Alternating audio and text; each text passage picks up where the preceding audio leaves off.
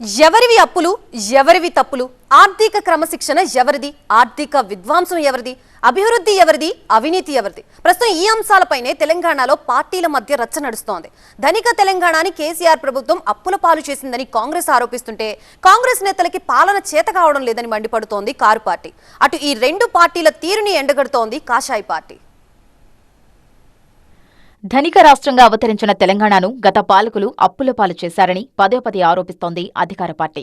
10 ఏళ్లలో 8.5 లక్షల కోట్ల రూపాయలు అప్పులు చేసిన కేసీఆర్ ప్రభుత్వం ఆ డబ్బులను పేదల సంక్షేమానికి ఖర్చు పెట్టకుండా దొరికినంత దోచుకుందని మంత్రులు పొంగులేటి, భట్టి విక్రమార్క మరోసారి ఆరోపించారు. కేసీఆర్ ప్రభుత్వం ఆర్థిక విధ్వంసం చేస్తే తమ ప్రభుత్వం పేదల కోసం పనిచేస్తోందన్నారు. ఈ రాష్ట్రాన్ని మమ్మల్ని అందరినీ తాకట్టు పెట్టి ఒక 8.5 లక్షల కోట్ల అప్పు తెచ్చి ఇటువంటి కార్యక్రమాలు ప్రజలకు ఏమైనా ఉచితంగా 200 యూనిట్లు పేదవాళ్ళకి మధ్యతరగతి కుటుంబాలకు ఏమైనా ఇచ్చారా అని అంటే ఇవ్వలేదు.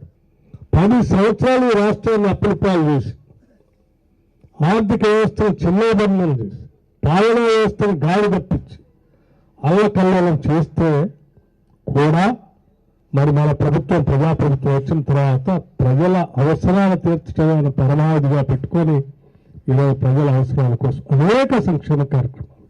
కాంగ్రెస్ నేతలకు పరిపాలన చేతకాక కేసీఆర్పై ఆరోపణలు చేస్తున్నారని మండిపడ్డారు మాజీ మంత్రి కేటీఆర్. ముఖం బాగోపోతే అద్దం పగలగొట్టుకున్నట్టుగా కాంగ్రెస్ తీరు ఉందని మండిపడ్డారు. తమ పాలనలో తెలంగాణను నెంబర్ 1గా చేస్తే రేవంత్ పాలనలో తెలంగాణ ధనమంతా ఢిల్లీకి తరలిపోతోందని ఆరోపించారు. వెనుకటికెవడో ముఖం బాగాలేక అద్దం పగలగొట్టుకున్నాడట. గట్లున్నది ఈయన కథ.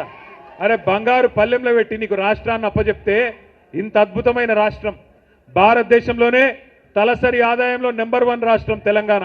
అంత అద్భుతంగా తయారు చేసి కేసీఆర్ గారు వడ్డిచ్చిన విస్తరి, కట్టిన ఇల్లు పెట్టిన పొయ్యి అన్నట్టు నీకు అప్పచెప్తే నీకు నడపచాతగాక ఇవాళ ఏం మాట్లాడుతున్నాడు? ఒకటే చెప్తాడు, ఏమైంది రాబాయ్ 2500 ఇస్తాను మా ఆడబిడ్డలకు ఏమైంది అని ఆడపిల్లలు అడిగితే ఏమంటాడు? నీ గుడ్లు వీకి గోటీలు ఆడతా అంటూ. తెలంగాణను ముంచడంలో గత బీఆర్ఎస్ ప్రభుత్వం, ఇప్పటి కాంగ్రెస్ ప్రభుత్వం దొందే అని మండిపడుతోంది బీజేపీ. 10 ఏళ్లలో 2 ప్రభుత్వాలు కలిసి 10 లక్షల కోట్ల రూపాయలు అప్పులు చేశాయని కేంద్ర మంత్రి కిషన్ రెడ్డి విమర్శించారు. కేసీఆర్ టైంలో అవినీతి కేంద్రీకృతంగా జరిగితే కాంగ్రెస్ పాలనలో అవినీతి వికేంద్రీకరణ కొనసాగుతోందని మండిపడ్డారు. వచ్చే ఎన్నికల్లో ఆ 2 పార్టీలకు గుణపాఠం చెప్పాలని పిలుపునిచ్చారు. తెలంగాణ ఏర్పడినప్పుడు 12 సంవత్సరాల క్రితము మన తెలంగాణలో పెట్టేటువంటి ఖర్చు కంటే ఆదాయం ఎక్కువండే. కేసీఆర్ కుటుంబ పుణ్యమాని, ఈరోజు రేవంత్ రెడ్డి కాంగ్రెస్ పార్టీ పుణ్యమాని ఆదాయం 30% ఉంటే ఈరోజు ఖర్చు 100% దాటిపోయింది. ఈ 10 సంవత్సరాలలో 10 లక్షల కోట్ల రూపాయలు కేసీఆర్ కానీ రేవంత్ రెడ్డి కానీ అప్పు చేసి ఈ తెలంగాణను ముంచిన చరిత్ర ఈ 2 పార్టీలది. అప్పులు, ఆస్తుల వ్యవహారంపై రేపటి నుంచి ప్రారంభం కానున్న అసెంబ్లీ సమావేశంలో కూడా 3 పార్టీల మధ్య మాటల యుద్ధం కొనసాగే సూచనలు కనిపిస్తున్నాయి.